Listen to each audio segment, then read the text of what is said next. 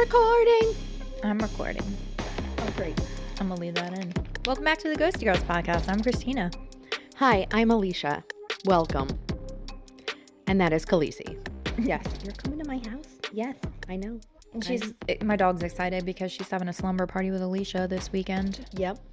She's not this weekend, just Saturday night. Just one night. Just tonight. Yeah, not the whole weekend, just tonight. But we gonna have so much fun. I already got you a rotisserie chicken to eat. Did you really? Yes. Do I even need to pack food for her then? Yes. Oh, okay. Because she won't eat her kibble stuff at my house. Only if I put tissy chicken on it. She gets some anxiety sometimes. You know what's really funny with her is that she gets anxiety leaving me, but then when I pick her up, she's mad at me. Yeah. I've told you that before, I think. Like she will ignore me. She will like look away from me. She won't lay as close to me. It takes her a little bit because I think that she gets mad that I leave her. 100%. My cats do the same thing. Or they'll pee and poop where they're not supposed to. Well, thankfully she doesn't do that. But I mean, she probably would if she knew that I wouldn't get upset with her. Yeah, that's cats fair. don't give a fuck. That's true. My cats don't like give a dogs know. They don't want you to be upset with them. I know. Cats don't care. Oh, it's true. It's funny though because my cats like. Oh, I'm sorry. When I come back, my cat is like all over me. She doesn't get mad when I leave. It's like she like absence makes the heart grow fonder. But with my dog, nope. All right. Well, guess what? I wrote an episode for today. And before we start, I brought you a snack. You did? It's an Eggo waffle and some syrup. Really? Because that's what we're talking about today. You didn't bring me that. I didn't, actually. I know. Because I would have seen it. I know. I thought about it, though. First, did I say that breathy enough? First, I want to say thank you, Christina, for giving me several ideas to look up that weren't as gruesome, terrible, mentally taxing. Yes, all the above. Yeah, Alicia needed a break from the murder stuff. Yeah. I mean, I can listen to it. And honestly, I'm fine writing about it now because I already started a couple more episodes. But this one got me through it. And as you guys know, it is handwritten. So bear with me. Oh, my God. As I try to read my own handwriting. So. She was a mess for a little bit. Yeah, it was a mess. She's good now. Yeah. Am I? No. We'll find out. Whatever. Yeah, you are. But you know what? Everybody's a mess sometimes. Yep. And a little bit, listen, I also have to put this out there that, you know, I love ice hockey, right? Yes. And like, a couple of weeks ago was the Olympics, USA versus Canada. USA won the ice hockey, the boys and the girls. Yes. Well, I felt a little bit bad for Canada just because their faces when they panned around, they were so sad. Yeah. And this case is predominantly in Canada as well. Oh, so okay. This goes out to the second best in the world. What's the first? USA. Oh, okay. In hockey. In hockey. Yeah. I was going to say, we might be fighting a little bit. Yeah. Let's talk about the main character first. His name is Richard Valieres. Okay. I'm going to be calling him Richard from this point on. Okay. There's basically no information on Richard's childhood, but he doesn't go on to hurt or kill anyone. So. Okay. Well, that's good. I'm going to say he had a pretty normal childhood, I guess. What I do know, though, is that Richard was born in 1978, and his father, Raymond Valieres, remained in his life. So he had a father figure. Raymond, again, Richard's father, owned a farm with a sugar shack on it. A sugar shack? Yes. Huh. What is a sugar shack, you want to ask? What is a sugar shack? Oh my God, I knew you were going to ask that because I answered it. Let me tell you. A sugar shack is a traditional rustic cabin in eastern Canada, primarily in Quebec, where maple tree sap is boiled into maple syrup during the early spring. So It's happening right now. It's happening. See, the sugar shack to me sounds like a Disney movie. Like, oh, we live in the sugar shack. Yeah, like Wreck-It Ralph or something. Yeah. The sugar shack. Yeah. Or it sounds like a really good candy shop. Oh, actually, that's a really good business idea. There probably is a sugar shack somewhere. Yeah, in Canada and Quebec. Touche. I'm just kidding. So sugar shacks are often located in what the Canadians call the, quote, sugar bush. Okay. Also what I call I'm just kidding. I'm not gonna Oh go my there. God. But Coming AKA in clutch with the jokes the already. Already. The sugar bush is actually just a maple tree forest to the rest of us in the U.S. Okay. I dove a little deeper into this sugar shack thing, probably more than I should have. And now I want to visit one, and let me tell you why. Apparently, they throw a big ass party or a festival with maple infused meals. Oh. They have sleigh rides, What? music, dancing, and get ready for this, maple taffy on snow. Maple taffy on snow. Do you see why this was like, yeah, I had to go into this. Can anyone go to this festival event? Yeah, I think multiple sugar shacks have them. I want to go. I know, me too now. That sounds really fun. Canada's not that far. Yeah, it's really not. Let's go. Okay, I'm here for it. Road trip. I gotta tell you what maple taffy on snow is, though. Yeah. They make this by pouring hot maple syrup, like freshly boiled maple syrup, onto the snow. Oh, so probably like caramelize it. Oh. It's left there to cool, and then they put a stick on the end of it and roll it up onto a stick Okay. to then be consumed. That sounds amazing. Yeah. I mean, I almost want one more blizzard so we can try that. Like, I know we had a lot of snow this year, but Oh, yeah. yeah. I want to try it. It probably wouldn't be as good as over in Canada, though. No, 100% not, because it's like fresh out of the pot. Yeah. But whatever. All right, now that I took you down that rabbit hole, let's get back to the actual story, shall we? Back to Raymond. I have to assume, and remember, this is Richard's dad, since I have digressed already 1,000 times. I have to assume that his farm was a maple syrup tree farm, of course, because he had a sugar shack. Richard learned the maple syrup industry from his father. Now I'm going to digress one more time because you need to know about the maple syrup industry in Canada. Okay. Okay? If you didn't already know, Quebec is the #1 producer of maple syrup. Shocker, I know. And we already know that the world loves maple syrup. Right. So much, in fact, that one 55-gallon barrel of pure sweet maple syrup ranges from $1,200 to $2,500 Holy shit. US dollars. That's a lot of money. Side note, did you know that Dolly Parton has her own maple syrup line? Yeah, No. they sell it at Walmart. And the bottle is shaped like a guitar. Of course, You I have it, right? Yes. Okay. Can you please bedazzle one of them and send it to Dolly? I want to keep it for myself. Also, I'll have to do one for myself and bedazzle one Yeah, for her. bedazzle Anyway, too. continue. That's amazing. Well, she paid a lot of money for that. Also, I really want to put that into perspective. Again, you could buy essentially 18 and a half, maybe a little less, like 16 and a half barrels of oil for the cost of one barrel of pure maple syrup. And that's on the low end. Crazy. I did not know that. I wasn't expecting that. Yeah, worth it though. I know that part blew my mind. Yeah. So yeah, we're going to get back into the story at That's some why point, I your maple promise. syrup is so expensive. The I good know. kind, I wish anyway. you could. Well, no, I don't wish you could put that in your car because that would be even more expensive. Oh Never my mind. God. So, in the Canadian maple syrup industry, you have the farmers, the producers, storage, marketing, and distribution, right? Typical business. As much as I know you want me to get into the whole growing trees and tapping them process, for the sake of time, we are going to talk about the storage, marketing, and distribution only. Okay. Quebec has it's called strategic reserve of maple syrup that they keep in a giant storage house. So they actually have a reserve of maple syrup. Strategic reserve. Wow. Yeah. Okay. And in this reserve, there are thousands of barrels straight up just chilling. The QMSP, or the Quebec Maple Syrup Producers, I can't, use these to try to keep a, steady market. So like if there's less, let me flip my page, sorry. If there's, less supply, more supply, supply is high, the overstock goes into storage, supply is low, they're able to rotate through it. You get it. Yeah. Yeah. So prices remain fair. So what happens when there is too much of the overstock? Did you ask that? You did great. I'm going to tell you. There is... I was like trying in my mind to think what would they do? Guess what? There is an unspoken cash-only position called a barrel roller.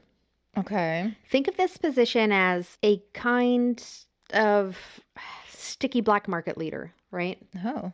So it's like the maple syrup black market. There's a black market for maple Listen. syrup. Yeah. Let me lay it out this way.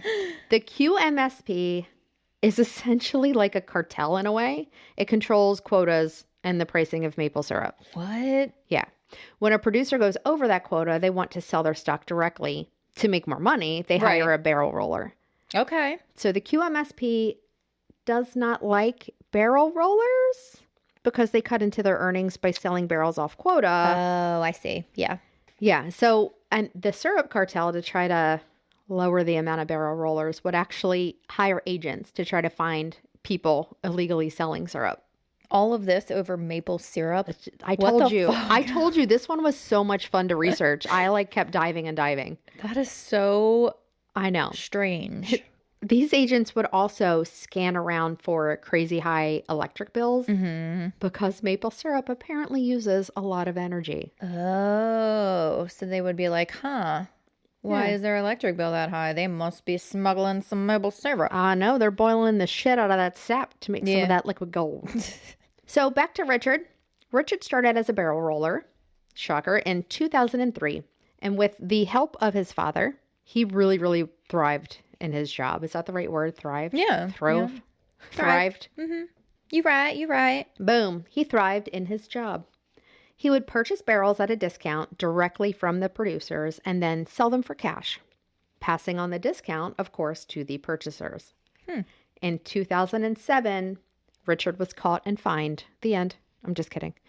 He was fined 1.5 million Canadian dollars. And Richard said, okay, sure, sounds great.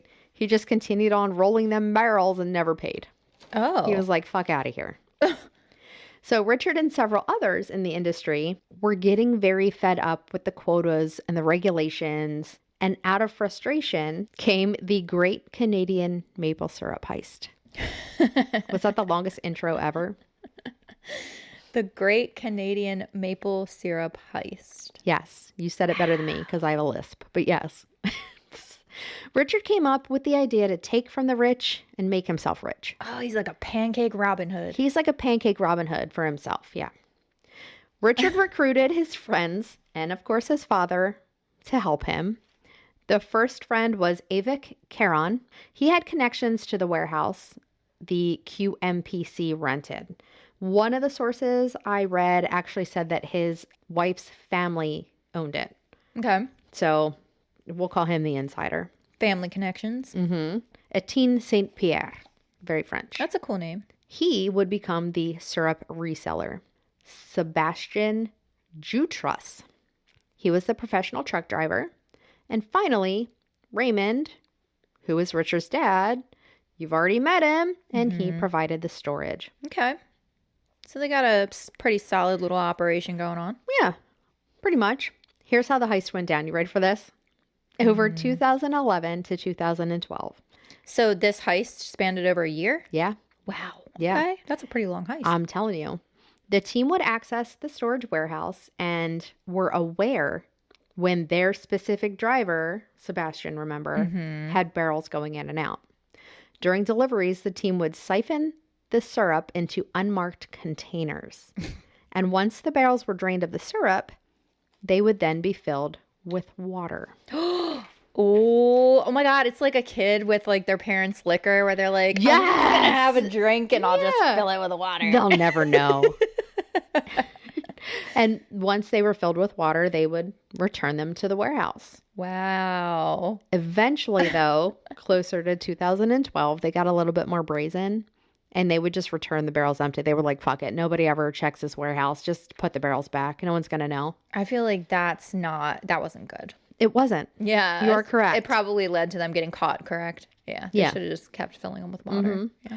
I mean, although there weren't really regular checks in the warehouse because who thinks people are going to be stealing maple syrup? Especially Canadians, because they're probably They're like, so everyone's nice. really nice. Like, no one's Yeah. going to do any kind of fuckery around here. You're not going to It's steal not like the syrup, United eh? States where we're always ripping everybody off. you Yeah, know? we have cameras everywhere. We really do, yeah.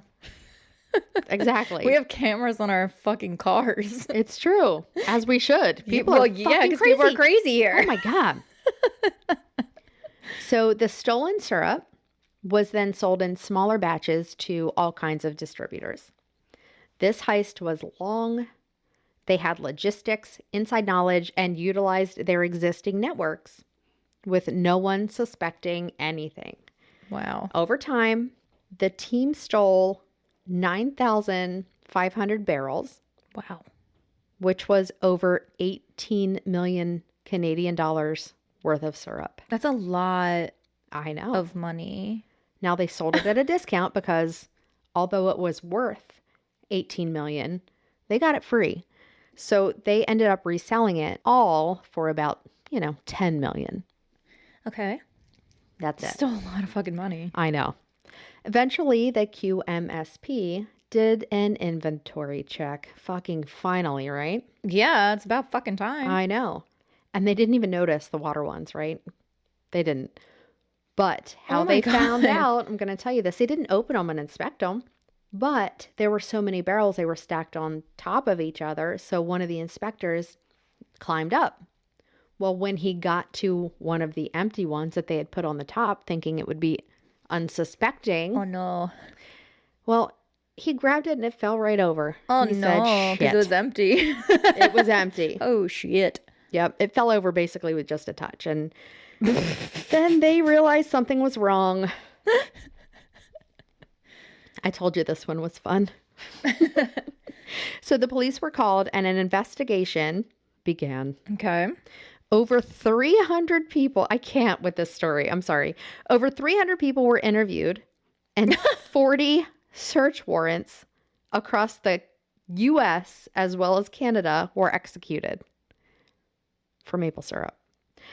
I don't know how this worked, to be honest, but I did read that the police used several techniques, including the reaction of the syrup under UV light to trace the origin of the product. What? Yeah. This is like very, very high tech for a maple syrup investigation. Right? But I mean, I guess I see why, because it's a lot of money. Yeah. It's crazy though. How does that work? I don't fucking know. Sorry. I don't fucking know. You know why I don't know? Because you just some bitch. Some bitch. Some bitch. Okay. October 2012. 2012, if you prefer. The authorities tracked down over 600 barrels of the stolen syrup. It was in New Brunswick. The rest was never seen again. Dun, dun, dun. Now, the barrels that they did find were escorted back to Quebec by the authorities. An actual police escort for maple syrup. I can't. Oh my God. Once the found syrup was safely tucked into the warehouse for the night, the police got to work finding the culprits.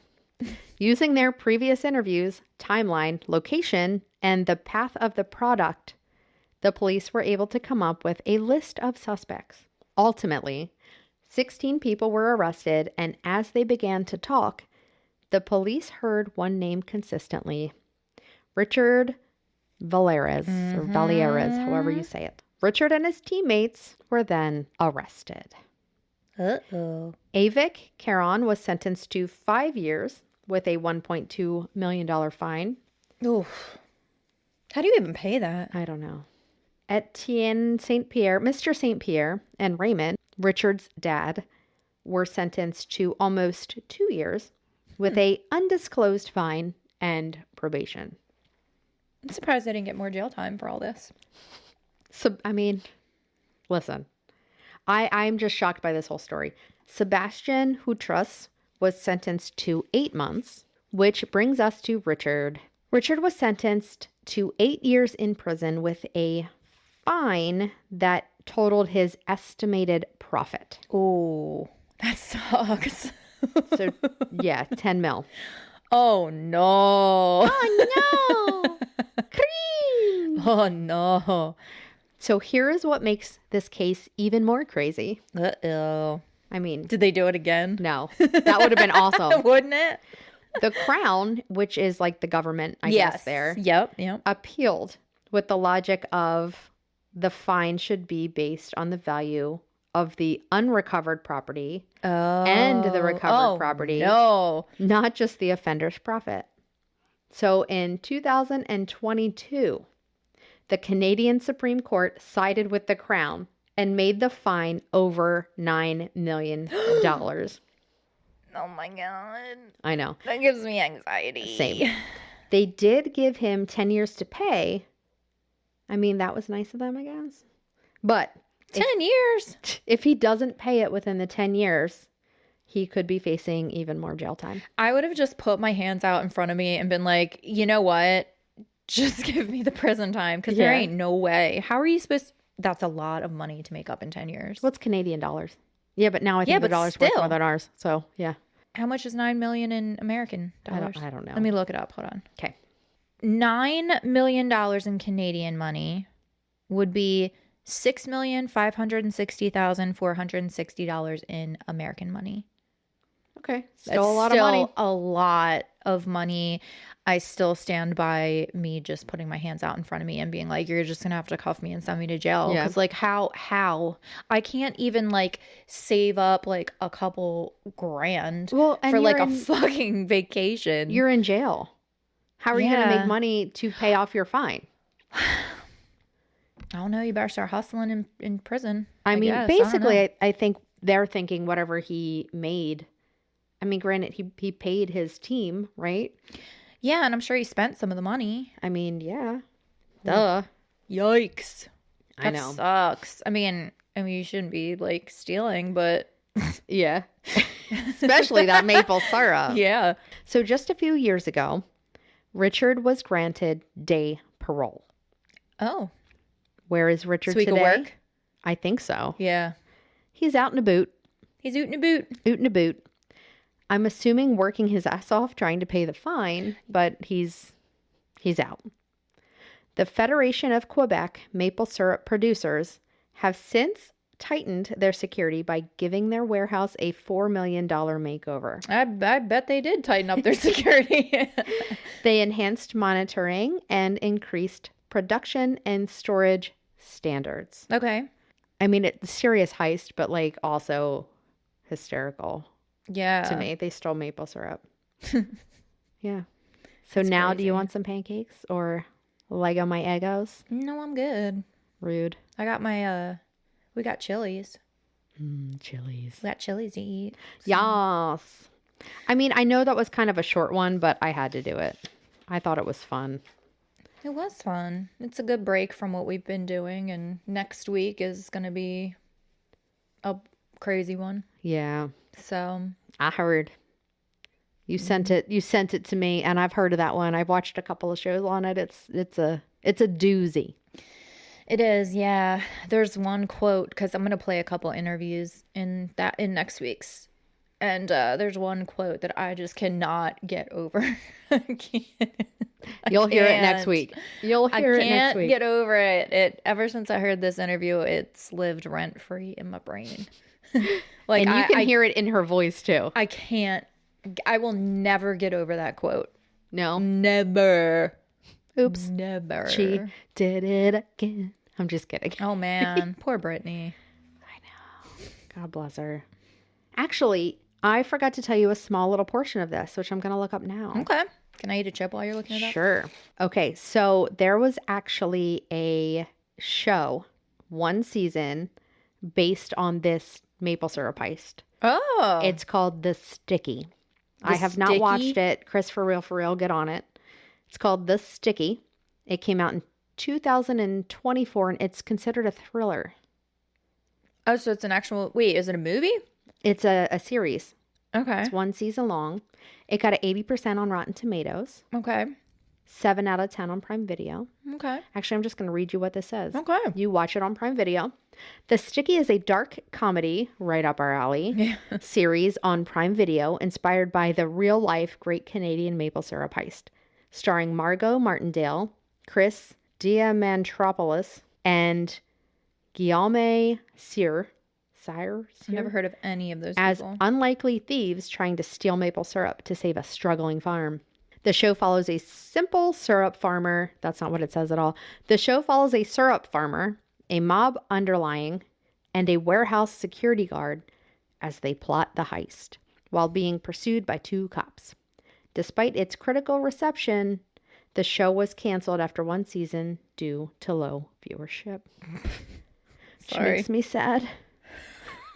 Due to low viewership. Well, I feel like that's a very niche group of people that will watch that show. I mean, it probably hurts the Canadians' hearts. Yeah. Oh, there's a trailer. I'm going to watch it. Here we go. You ready? You want to hear it? Sure. Hey! Get your hands off my trees. You're spilling my money. Stop. Farm's been shut down.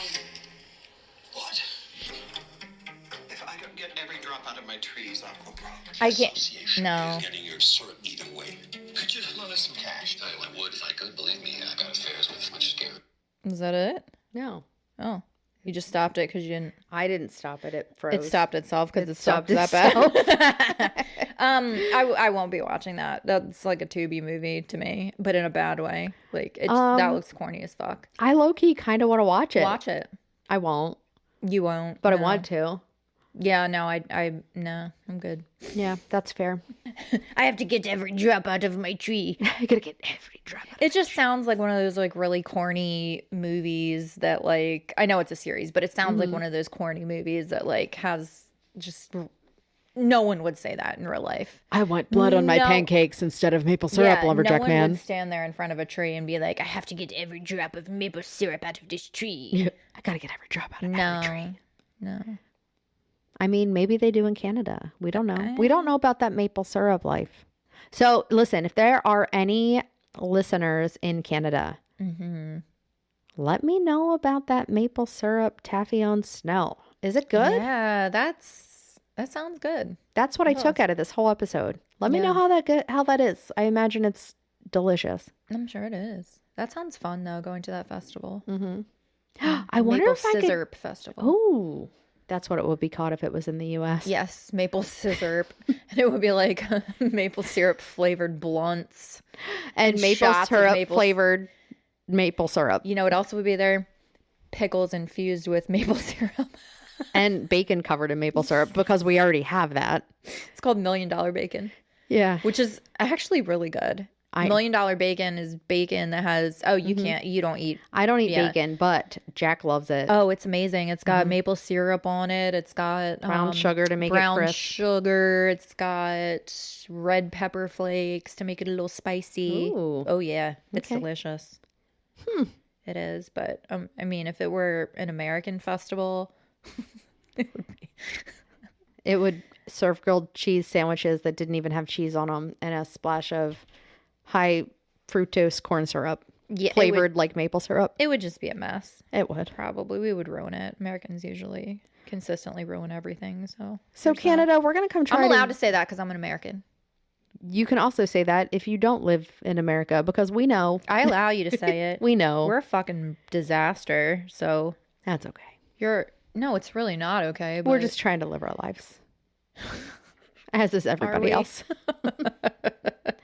Listen, I got Chili's chips in front of me. yeah, we gotta go. This Bye. was a short episode. I'm sorry, but I hope you guys enjoyed it. I allowed this because she needed a break. I allowed this. Bitch, I allowed this because I'm it was kidding. hysterical. I laughed the entire time I was writing this. It's your podcast too. I mean, you can do whatever you want. You're like, it's yours, I guess. You No, it can is. do a maple syrup heist.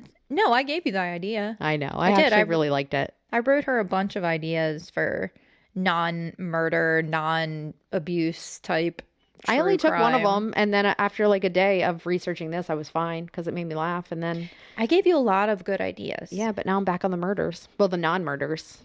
The next one I'm doing is a fake murder, non-murder. You A get it? fake murder? I'm trying to figure out. Is it like Sherry Papini? No. Well, that's not a fake murder. That was a fake kidnapping. Yeah, Never I mind. do. I did start one on her, but then I can't get into it because she's such a trash bag. I just don't give any kind of a shit about her. So, I know. trying to think a fake murder. So someone faked their own death. Maybe. You know, I just saw something in the news. I think it was a woman that had been on maybe Unsolved Mysteries at one point, and she just turned up recently and she just left her husband and kids and God bless her. started a whole new goddamn life. She had fun, didn't she? I feel bad for her kids though. That's fucked up. You think like I'd take my kid with me if I was going to do that. that's really fucked up to leave your children. Mm-hmm. Yeah. Like I can see why people would want to leave their partner, but just leaving your children high and dry, like Because then they blame themselves. Oh yeah, because you're like, I wasn't good enough for my mom to want to be in my life, so she just fucking left. Yeah, it's fucked up. I don't like that. Nope. Don't do that. But that's not the case I'm doing. Don't worry. Okay. It'll be a surprise. All right. Well, I'm excited to hear it. Yeah. So we will see you next Tuesday. Yes, but don't be one. Or do. We love you. Bye. Bye.